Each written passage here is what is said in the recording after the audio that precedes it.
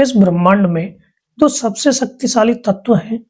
एक है अग्नि, जो जला सकती है, भस्म कर सकती है, और दूसरा है जल, जो जीवन दे सकता है। लेकिन अगर अनियंत्रित हो जाए तो सब कुछ बहा ले जा सकता है। सनातन धर्म की सबसे प्रतिष्ठित छवियों में से एक है गंगाधर शिव, एक शांत योगी जो अपनी जटाओं में एक उफनती हुई नदी को थामे हुए है।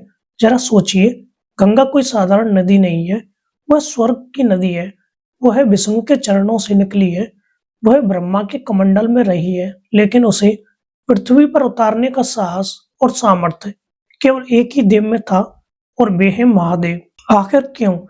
आखिर क्यों गंगा को शिव के सिर पर गिरना पड़ा? क्या यह सिर्फ एक कहानी है, या इसके पीछे ब्रह्मांडीय ऊर्जा को नियंत्रित करने का कोई गहरा विज्ञान छिपा है? आज के इस वीडियो में हम उस महान घटना को पुनर्जीवित करेंगे जिसे गंगा अवतरण कहा जाता है। हम जानेंगे भागीरथ के उस संघर्ष को जिसने देवताओं को भी झुकने पर मजबूर कर दिया, और हम समझेंगे शिव की जटाओं के उस रहस्य को जिसने स्वर्ग के अहंकार को तोड़ दिया। कहानी की शुरुआत शिव से नहीं, बल्कि सूर्यवंशी राजा सागर से होती है। राजा सागर चक्रवर्ती सम्राट थे। उनके 60,000 पुत्र थे। शक्ति और अहंकार के मद में चूर उन्होंने अश्वमेध यज्ञ किया और अपना घोड़ा पूरी दुनिया जीतने के लिए छोड़ दिया। देवराज इंद्र, जो हमेशा अपने सिंहासन को लेकर असुरक्षित रहते हैं, उन्होंने एक चाल चली। उन्होंने यज्ञ के घोड़े को चुराया और उसे पाताल लोक में ध्यान कर रहे महान ऋषि कपिल मुनि के आश्रम में बांध दिया। राजा सागर के 60,000 पुत्र घोड़े को ढूंढते हुए पाताल लोक पहुंचे। वहां उन्होंने कपिल मुनि को देखा और सोचा कि इसी साधु ने घोड़ा चुराया है। वे अपने अहंकार में अंधे थे। उन्होंने मुनि का अपमान करना शुरू कर दिया, उन्हें चोर कहा, उन पर हमला करने दौड़े। ध्यान में विघ्न पड़ने पर कपिल मुनि ने अपनी आंखें खोली। उनकी आंखों में क्रोध नहीं, बल्कि तपस्या का तेज था। जैसे ही उनकी दृष्टि उन 60,000 राजकुमारों पर पड़ी, वे उसी क्षण जलकर राख के ढेर में बदल गए। उनकी मृत्यु तो हो गई, लेकिन उन्हें मोक्ष नहीं मिला, क्योंकि उनका अंतिम संस्कार नहीं हुआ था। उनकी आत्माएं पाताल लोक में भटकने लगी, तड़पने लगी। वरुण देव ने राजा सागर के पोते अंशुमान को बताया, इनकी मुक्ति का केवल एक ही उपाय है, गंगा। वह है पवित्र नदी जो स्वर्ग में बहती है। यदि गंगा का जल इनकी राख को स्पर्श कर ले तो ही इन्हें स्वर्ग मिलेगा। यह एक असंभव कार्य था। आकाश की नदी को पाताल में कैसे लाया जाए? राजा सागर चले गए। उनके पुत्र अंशुमान ने कोशिश की, पर असफल रहे। उनके पुत्र दिलीप ने कोशिश की, पर असफल रहे। पीढ़ियां बीत गईं, लेकिन पूर्वजों की राख मुक्ति का इंतजार करती रही। फिर जन्म हुआ भागीरथ का।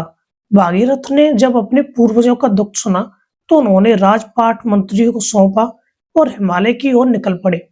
उन्होंने ऐसी तपस्या की जिसका उदाहरण आज भी दिया जाता है। इसलिए कठिन परिश्रम को आज भी भागीरथ का प्रयास कहा जाता है। उन्होंने हजारों वर्षों तक अन्न जल त्याग दिया। वे एक पैर पर खड़े रहे।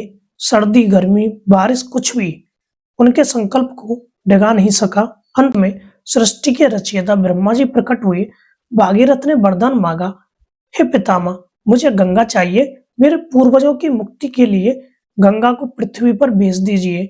ब्रह्मा जी ने कहा, भागीरथ, मैं गंगा को भेज तो दूं, लेकिन पृथ्वी उसकी शक्ति को नहीं संभाल पाएगी।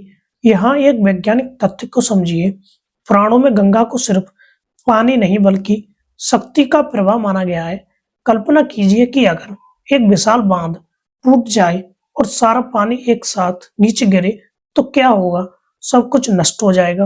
ब्रह्मा जी ने भागीरथ को चेतावनी दी, गंगा का वेग इतना प्रचंड है कि अगर वह सीधे स्वर्ग से पृथ्वी पर गिरी तो वह पृथ्वी की सतह को फाड़ देगी और सीधे पाताल में चली जाएगी।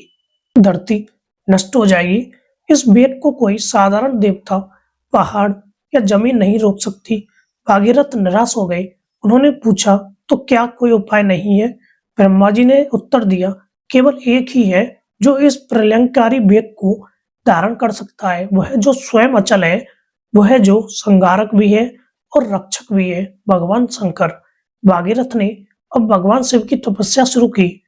आशुतोष भगवान जल्दी प्रसन्न हो गए और उन्होंने कहा, मैं गंगा को अपने सिर पर धारण करूंगा।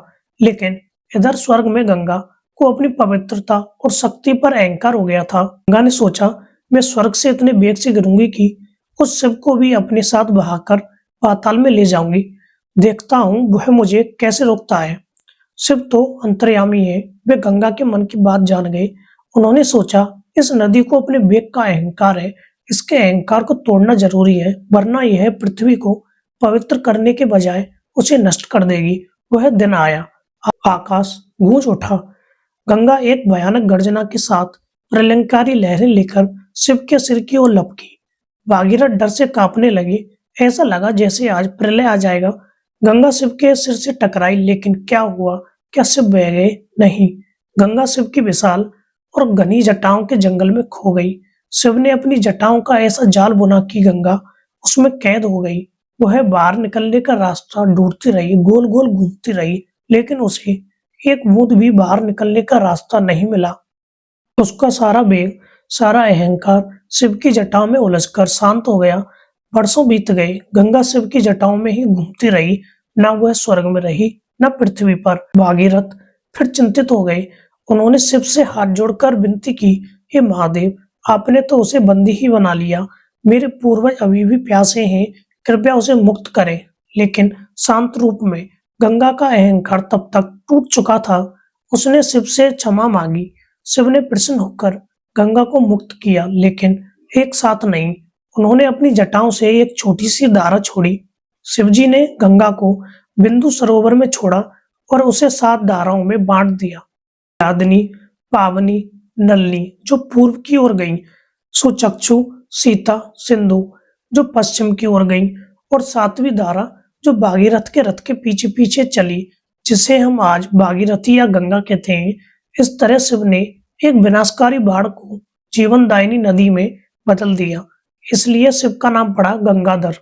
यह कहानी केवल एक मिथक नहीं है, यह एक गहरा मनोविज्ञान, साइकोलॉजी है। गंगा यानी ज्ञान। गंगा शुद्ध ज्ञान का प्रतीक है। ज्ञान जब ऊपर दिव्य स्रोत से आता है तो उसका वेग बहुत तेज होता है। अगर आप बिना तैयारी के बहुत ज्यादा ज्ञान या ऊर्जा ग्रहण कर ले तो आप पागल हो सकते हैं या आपका अहंकार बढ़ सकता है, जैसे गंगा का अहंकार। शिव यानी विवेक और नियंत्रण। शिव नियंत्रित मन का प्रतीक है। ज्ञान को सीधे समाज में नहीं उतारा जा सकता, उसे पहले एक गुरु यानी शिव की ये मस्तिष्क यानी जटाओं से गुजरना पड़ता है। शिव उस ज्ञान के वेग को कम करते हैं, उसे फिल्टर करते हैं, उसे पचाते हैं और फिर उसे बूंद बूंद करके शिष्यों यानी पृथ्वी को देते हैं, ताकि वे उसे संभाल सके। जटाएं यानी जटिलता। शिव की उलझी हुई जटाएं ब्रह्मांड की जटिलताओं का प्रतीक है। वे बताती हैं कि सत्य को सुलझाना आसान नहीं है, लेकिन एक योगी उसे थाम सकता है। यह कहानी हमें सिखाती है कि शक्ति महत्वपूर्ण नहीं है, शक्ति का नियंत्रण महत्वपूर्ण है। बिना शिव के गंगा विनाश है, शिव के साथ गंगा जीवन है। शिव से छूटने के बाद भी गंगा की यात्रा आसान नहीं थी। रास्ते में उनके बेग ने जहनु ऋषि का आश्रम बहा दिया। क्रोधित होकर ऋषि पूरी गंगा को पी गई। भागीरथ की प्रार्थना पर उन्होंने गंगा को अपने कान से बाहर निकाला, इसलिए गंगा को जाह्नवी भी कहते हैं। अंत में तमाम बाधाओं को पार करती हुई गंगा वहां पहुंची जहां सागर के 60,000 पुत्रों की राख पड़ी थी। जैसे ही उस पवित्र जल ने राख को स्पर्श किया, क्षण भर में 60,000 आत्माएं मुक्त हो गई और स्वर्ग की ओर प्रस्थान कर गईं। भागीरथ की तपस्या सफल हुई और धरती को मिली उसकी जीवन रेखा। आज भी जब कोई हिंदू मरता है तो उसके मुख में गंगा जल की कुछ बूंदें डाली जाती हैं और उसकी अस्थियां गंगा में विसर्जित की जाती हैं। यह विश्वास उसी प्राचीन घटना से जुड़ा है कि गंगा तारती है। तो दोस्तों, शिव की जटाओं में गंगा का होना हमें शिव के सबसे बड़े गुण की याद दिलाता है, परोपकार। शिव को गंगा की जरूरत नहीं थी, लेकिन मानवता के कल्याण के लिए उन्होंने उस ठंडे बर्फीले पानी के भार को अपने सिर पर हमेशा के लिए उठा लिया। वे नीलकंठ बनकर विष को गले में रखते हैं और गंगाधर बनकर शीतलता को सिर पर रखते हैं। वे संतुलन के देवता हैं। आग और पानी दोनों उनके साथ रहते हैं। अगली बार जब आप गंगा में डुबकी लगाएं या शिव का अभिषेक करें, तो याद रखें आप उस जल को छू रहे हैं जिसने कभी शिव की जटाओं का स्पर्श किया था। वह जल साधारण H2O नहीं है, वह शिव प्रसाद है। क्या आपको गंगा अवतरण की यह कथा और उसका दार्शनिक अर्थ पसंद आया? नीचे कमेंट्स में हर हर गंगे या जय भोलेनाथ लिखकर अपनी श्रद्धा प्रकट करें। वीडियो को शेयर करें ताकि हमारी आने वाली पीढ़ियां इस महान विरासत का मतलब समझ सके। मिलते हैं अगली वीडियो में, तब तक के लिए ओम नमः शिवाय।